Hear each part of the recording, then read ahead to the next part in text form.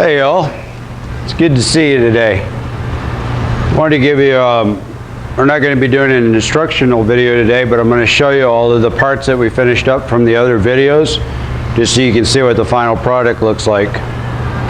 You can see all of the cones that Shane and Tyler helped me work on. We have everything done. We painted all the rings. I think you saw on the other videos how the rings looked before. They had writing on them. And we sanded those, painted them with Emerald commercial paint, an industrial paint actually. So those should stay pretty nice. They match the color of the overheads really well. So while I have that out, I want to, I'll set that aside and I'll show you. From the last video, you probably didn't see this on the cone, but we made a ring on this where it would allow the screws from the can to go in without hitting the cone. And we also put 2 fastening holes in there. These were a little heavy. They weighed 4.1 pounds. So what we did was we cut the back side out down to about 1 7/8 inches. We removed all this material, which actually dropped 2 pounds off from the weight. So now they weigh, each one weighs between 2.1 and 2.3 pounds on the scale. How I did that was relatively simple. I made another router jig. As you can see, it's shaped like this. It's out of plywood. This is scrap plywood that I had with mica on it. And then it just mounted into the holes, and I used the router, the big DeWalt router, and cut everything out accordingly. So that's how we lightened them up. Those are done. I'm going to try to set this up here so you can see what it's going to look like. The yacht took the cans back, so I don't have those. You remember the stainless cans that went inside? I finished retrofitting them and they took them back so they could get them installed, but this will go in like this. After the can's in there, that'll hold the camera, and then these rings will get mounted. And the 4, of course, it sits down like that. That's approximately what it looks like, but the camera comes up just a little bit higher. Comes up like that. But it gives you the overall view. And all of these frames are 4 cameras. So if you go by a big yacht and you're on the dock, probably being recorded. So this is just a few of the cameras that had to be modified. But that's a lot of cameras just that they needed brackets for, and they have a lot more cameras on the boat. So definitely Big Brother when you go by a yacht. They're all there. But anyway, so that's the way that's going to fit. That gives you a nice view of how that's going to look. Those are all finished. And there's all the different sizes. As I told you before, we'll be making different sizes. So then this is an additional ones that they needed to have done.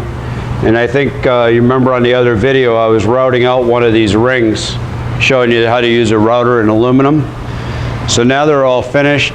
We welded everything together so for the brackets, and I told you I was going to go over how that worked. So I have the upper and the lower parts for all of these. And for everyone has the upper and the lowers. We machine these out the same way, and they got a screw hole set that goes with the back of the camera. I'll show you how that goes out. Now, because we didn't have a fancy jig and all of that stuff to set these up, they're all made individually. So the first thing you need to do, put these together. So we'll flip the camera upside down.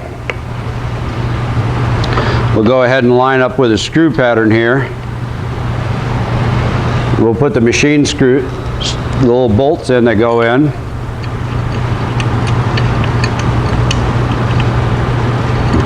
And those are 6 mil. So we have mount those in. I'm not just gonna do this for the video so you can see how it works. I'm not gonna tighten everything down and do all of that, but you'll get the general idea behind this.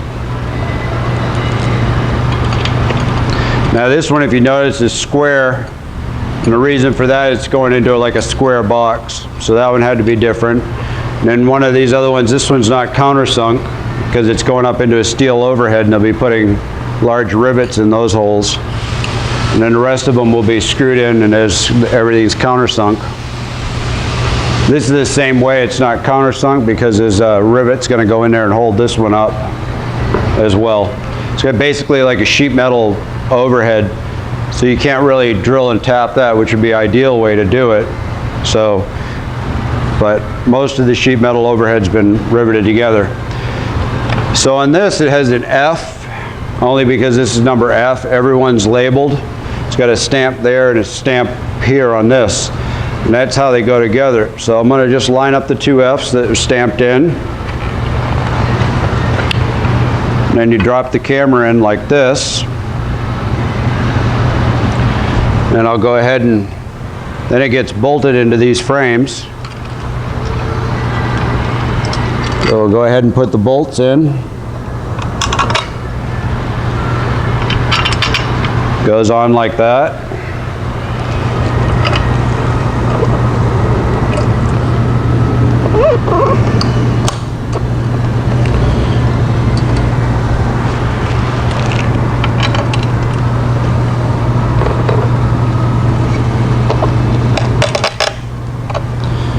As you can see, it's a nice tight. Everything has to be lined up perfectly. That's why, because I got all these rings, if I give them that without labeling which way they go and how everything was welded together, they'll be really confused. So that goes in like that. Now we can go ahead and pull it out of this.